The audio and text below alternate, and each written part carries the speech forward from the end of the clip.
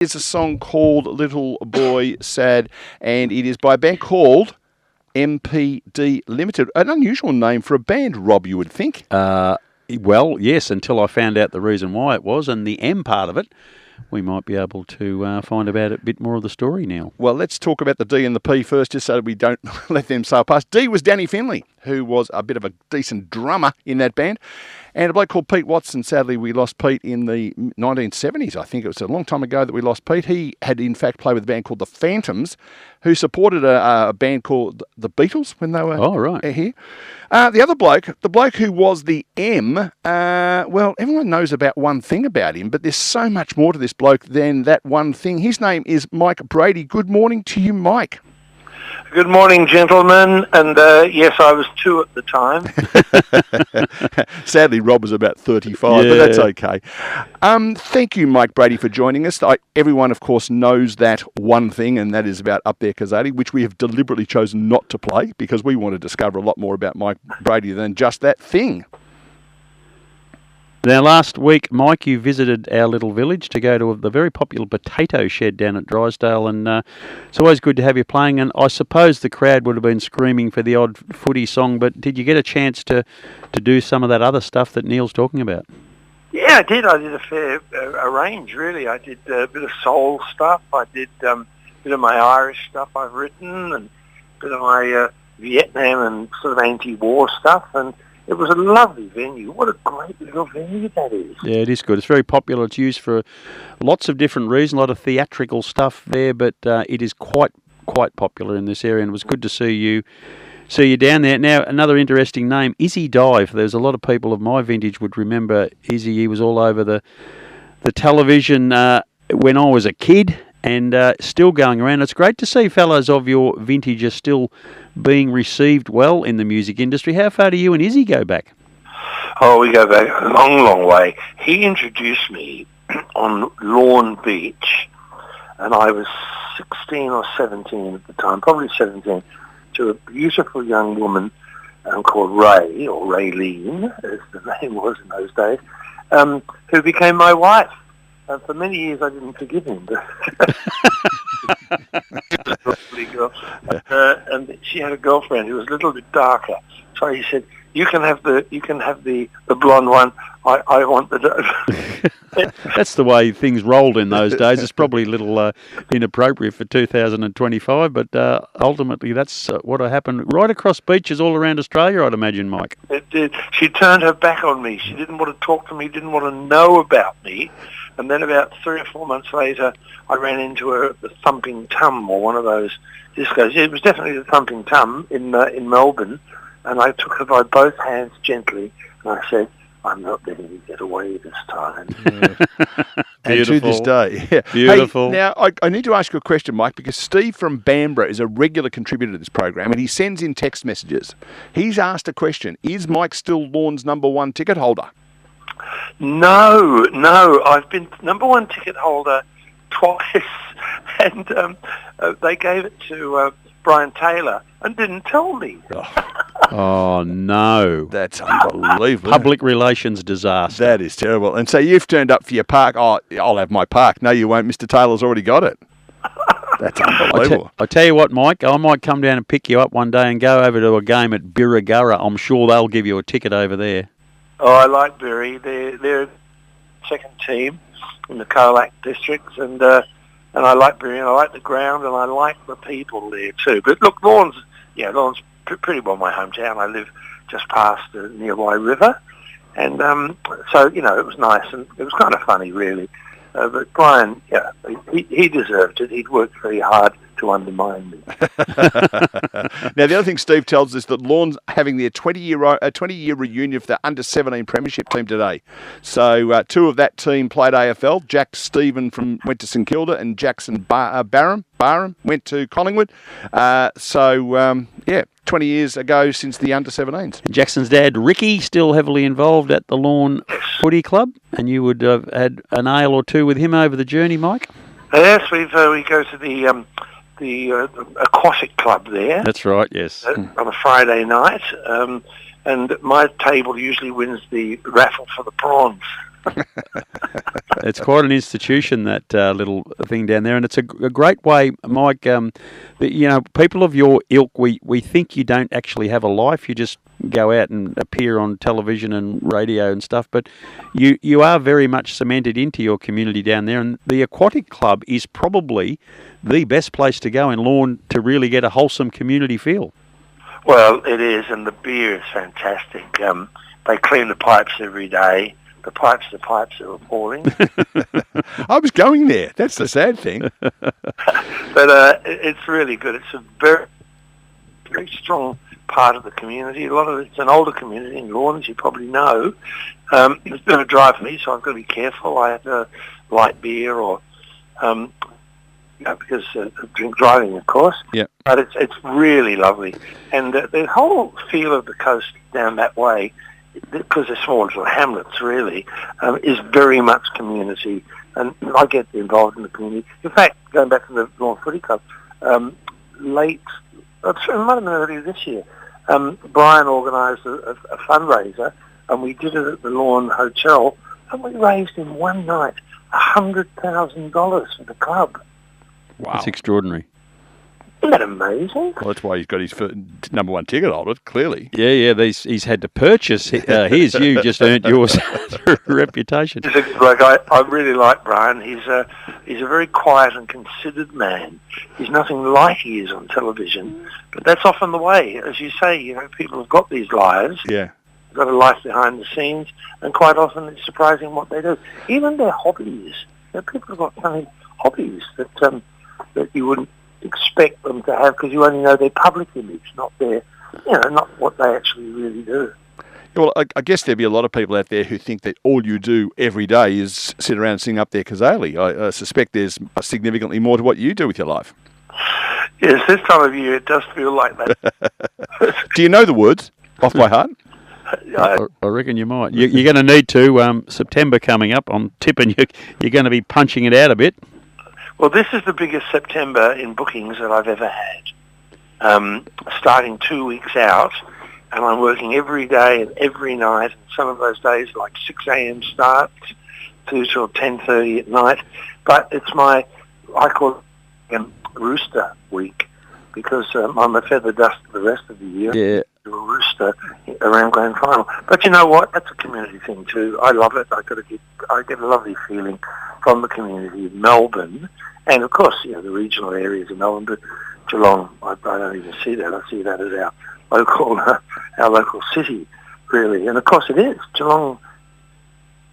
It's really quite an astounding place. Its growth and its proximity to the coast and Melbourne. It's a great place, I reckon. Mike, that comment you made is a perfect segue to a question I was going to ask you. The upkeep there, Kazali, and one day in September, bubble has been very strong for a while. And you just informed us that you've had your biggest ever month of bookings.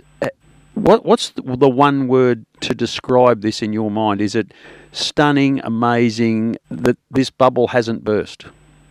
Well, it's both of those, but the word that I would describe as up there, Kazali would know, is it's intergenerational. Mm. So the little kids know it, because I've been on television a lot, over the years singing, and the generation X's and the Y's and the millennials, they all know the song. And it's more well known now, I think, wider known, than it was when I did it way back 46 years ago this year. And that was when I first sang it at the MCG. It was 46 years ago. I can't believe it. Literally, I was 3. Quite amazing.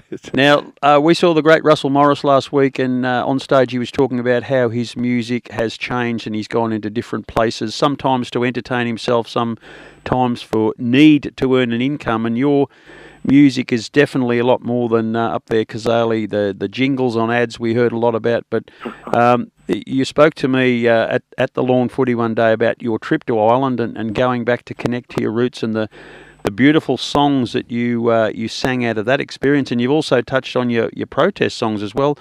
Has your changes been brought about to your own entertainment, or has it just been to continue to find a niche?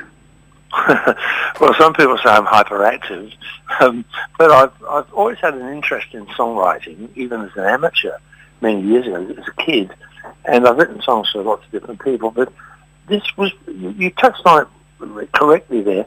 It's really to prove to myself that I can do other things. I probably don't need to prove it to myself, but I went to Nashville and did an album over there with Rita McIntyre's band, which was just an amazing experience of the musicianship, and the respect was extraordinary. But it's not, of all of those things, proving myself, staying interested, trying to stay relevant, trying to keep my mind going, because I'm getting a little bit long in the tooth. But I still, I still remember everything. I did a cognitive test a few weeks ago, and I got 40 out of 40 of the answers, but one of them was, "What's my name?" So starting from a low base. A very low base. So, going back to the MPD days, at what stage or what age did you think, well, I can make a quid out of this, and I don't have to really do, I can make music my career? Look, I was always going there. That's where I was going to go. I remember in England, because I came over as a Pommy migrant in 1959, but prior to that, that was all I wanted to do. I used to sing along with Cliff Richard and the Shadows on the television. And when I came to Australia, I was in a migrant hostel, and the kids sang. And they all sang, the boys sang to the girls, and the girls sang to the boys, and that was what I was going to do. My day, tooth and nail. I bought my own guitar with my own money, my first guitar, and he made me take it back. Bought it from the furniture shop in Burke Street in Melbourne called Maples. That's where it should have been. It was a piece of furniture. It wasn't really a musical instrument, but he made me take it back. But they wouldn't give me an exchange for it. So if they had have given me the money back, well, maybe it wouldn't have happened for me. But I was always going for it. I wanted to be a musician. And when MPD wound up a few years later, then I went behind the scenes. I produced records for people, from Colleen Hewitt to like Mike Rudd and people like that. And I was usually the executive producer or the producer. But I loved it. I just wanted to, and then I just wanted to be behind the scenes. But up there, Kazali brought me to the fore, and people knew then where I'd been and what I did. So it wasn't something that I actually consciously set out to do. I just wanted to have a career in music. That was really all I wanted to do with my life. And of course, juxtaposing. There's a rule, Mike, that once a month I have to use the word juxtaposing in this program. Juxtaposing the concept of how much time you spent in the advertising industry. There's a Maples store right near your door, as I recall. Oh, God, you must be very old if you remember that. Yes, he is. I'm nowhere near as old as either of you two blokes. Let me just be very clear on that. So Maples store right by your door. Well, anyway, they didn't do exchanges, I can tell you that. Yeah. So in terms of, there's clearly there's a lot of stuff around the advertising jingle stuff that we and I and Rob have spoken about before. But being what I would describe as a pop star in the 1960s, and you did some work in Johnny Young's band as well, is it right? Or I made that up? Johnny Young's band, well done, yeah. I was in Johnny Young's band for 8-9 months touring with him, yeah. A company that they couldn't spell company, they had a K at the start. Like, seriously, come on. But to then go into creating jingles, was that seen as being a bit trivial, or how did that come about? Because to me, if you're a pop star, being told you're going to write jingles as the next stage of your life might have been a bit of a surprise. Well, in my case, it was desperation. Because I toured Vietnam, and I came back, and I really didn't have any work. The band, Johnny had gone to England with Danny Finley and the rest of the band, and I had nothing else to do. So I hung around recording studios, and I eventually started getting work as a session singer. And that was very prestigious. People say, "What do you do?" I said, "I'm a recording session singer." And really, it actually had quite a bit of prestige, because a lot of people would have liked to have done it, because there was a lot of money in it. And I made an extraordinary amount of money. I went from, my first job was £7 a week, up to, I don't know, hundreds of thousands of pounds and dollars, because while I was doing all that, changed to decimal currency, and it became a very good income. And then I realised that not everybody could do it. I could do these silly little ditties. So it was, and there are only a few people doing it, so I had them largely to myself, but there were some other very, very good people, a couple in Sydney, a couple of great jingle writers in Melbourne. So it was really one of those, it was really desperation. I didn't want to get a job in an office, but I did get a job selling life assurance, working 5 or 6 nights a week in a band at pubs, and I used to sell quite often. It's probably highly illegal now, but I used to sell life insurance policies to the people in the audience. The insurance salesman for people of life assurance. Oh no! Well, you've continued being an insurance salesman of sorts, because you're quite lucky you were with Amy. Yes, I wrote that. Well, that was interesting too. My knowledge of insurance, because I did it on and off for 8 years, was always my go-back to. And I sold a lot of it. I joined what they call the Millionaires Club, and I wrote one year, I think, $5 or $6 million worth of business, which was a lot in those days. So, it was just like I had to make a decision.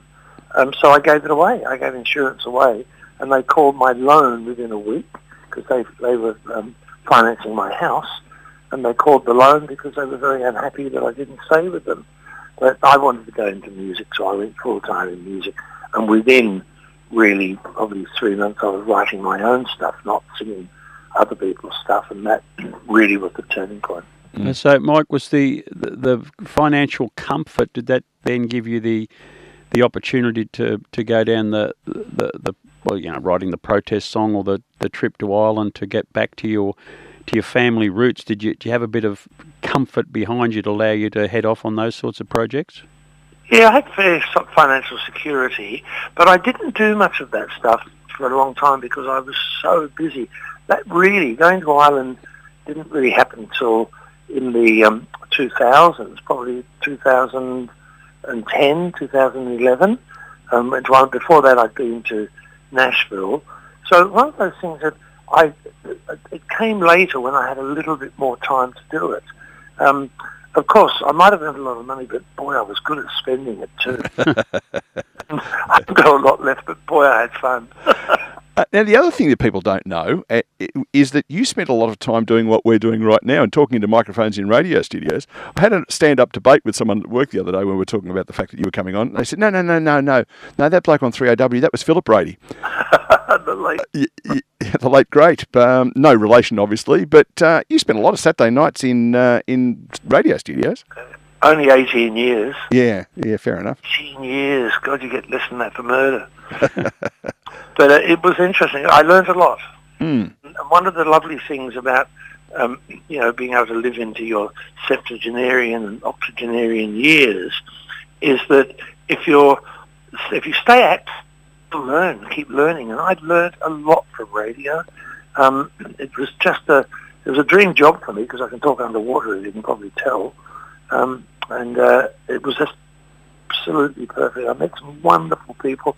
Philip Brady and I became really good mates, but, I knew a lot of them anyway, but I became very good friends with a lot of the great stars of radio. And Bert Newton, the late great Bert Newton, and people like that who I'd done a bit of work for when he was in radio on 3DB, whatever happened to 3DB. It was a great thing. And I'm still trying to learn things. I'm into languages. I'm writing plays. I'm doing lots of different things, just to keep active and relevant. I think is the most important thing. Old age is just a number, but staying relevant doesn't always happen by accident. You have to work on staying relevant, I think. And I love working with young people. I love working. I see young bands still and old bands. I was up in the Gold Coast last week, and I ran into Normie Rowe. Russell wasn't there. He was on touring his farewell tour. It's going to go for another 20 years. And I saw Brian Cadd, who's been very unwell. How is Caddy? Is he getting on the mend? He's still very ill, but Yeah. He had a pretty nasty stroke, and Yes. and he's improving. He's coherent, and but he came along to a lunch that we had, and there were a lot of the old stagers there, like Digger Revell and Ronnie Charles and people like that. It was actually interesting, and they look after themselves up there. They've got this little organisation where it's a little club, and they have a lunch once a month. They all get together, which is terrific. We better go up there and hand out business cards, I think, to get a few on the show. You've had a few of them already. No, it's good. It's really good stuff. Mike, the radio thing's good. We're going through a bit of a transition at community radio here, and we're really encouraging younger people or older people who have had a thought in the back of their mind that maybe I'd like to do radio and they've now got some spare time. We'd love to give you the opportunity to come into the Pulse and get going. And you've already been a great little advocate for that by just saying how important that has been to rounding out who you are. Well, community radio, I'm a huge fan of, and Pulse, because I'm in Geelong a lot. I know the station, and in Radio Land, there's been quite a few changes in Geelong in the last few years, and it really is it's such an important part of community. Local radio, radio as such, like Pulse, are just absolutely imperative to, I think, mental health. It's lonely people. There's a lot of old people living by themselves now, and that's sad. And you're their companion, and not just old people. There's a lot of people that community is passed them by sometimes. And I think the work that's done, and I think Pulse is a particularly good station. I think a few of the Melbourne ones are better than others. But having said that, they go up to different audiences. But I like the material and I like the talent on Pulse. So I think it's well done. I think it's a great station. Well, that's very, very kind. Mike, thank you for that. Now, we do need to let you go because we are coming up to our time. Two things. I'd like you to tell us a little bit about the song we're going to play, and I'll tell you which one it is in a minute because that'll obviously make it easy for you to do that. But we have something of a thing here where people become friends of the blokes when they've been on this particular program twice, and you have this morning become eligible. So welcome as an official friend of the blokes. Oh, well, thank you very much, you two blokes. And you've mentioned a few names in there, Russell and Brian Cadd and a few others who also are part of that fraternity. We should get a lunch going for everyone down here, for everyone who's a friend of the bloke. That's what we should do. Well, Geelong's a great music and entertainment town. There's no doubt about that. It's one of the very best. And there's a lot of great artists come from Geelong, and there's a lot of emerging artists down there too. Yeah, and with the new the Arts Centre, we're getting a lot of well-known artists from other places. We had Graham Goulburn and 10cc here about 4 weeks ago. And Marsha Hines has been here, and Leo Sayers coming later in the year. So big names coming to town. But the song we'd like you to tell us a little bit about, it comes from your album called Bloodlines, and I have chosen this one because I think it was one that we have played before. It's called The Last Fisherman. Tell us a bit about that song. Oh, well, it's interesting. I remember Lorne when it had 50 dories on the pier, and it was a fishing town. It wasn't a tourism town, it had a bit of tourism, but the main industry was fishing. And I went to Ireland to stay with my son and to record the Bloodlines, the album. And there's a fishing town there called Howth. Now, Lorne pretty well is finished as a fishing town. All the boats are gone, but Howth is still going. But the change is profound. The big, North Sea trawlers and big factory ships and the open dories that we had in Lorne have all gone. So I thought I'd write a tribute to the fishing towns of the world, really, but particularly Ireland. Howth is the town, and Lorne. And, some of my friends are still around. Doug Sterling is 103, and he's still walking the streets, and Henry Love is a legend down there. Barry, who owns, they're all fishermen. They all went out to sea by themselves in their open boats. And that we know of, there's not a single fatality in the harbour of Lorne. The other ports around the West Coast, a lot of them have had fatalities. It's a dangerous business. But Lorne did not have a fatality in its modern history, which is fantastic. And because a lot of them went to sea and were not seeing the game, you know. Yeah. But not at Lorne. And I love it. I just sit under the pier quite often still and just imagine what it must have been like. So, you know. Yeah. Yeah, so, sorry, just distracted for a moment then. That's all. Light the fire. No, Mike, I'm going to give you a ring. I'll get to Lorne a bit still. I'd love to have an ale with you at the Aquatic Club at some stage and chat about more about this sort of stuff. We really appreciate your time this morning. You've been great for us, this station, and thank you for those kind words. We might even actually use that in a bit of a promo. I might do some editing of that and have your recommendation for community radio. We really appreciate it. You're absolutely welcome, and I'm sincere about that. Keep up the good work. It is wonderful.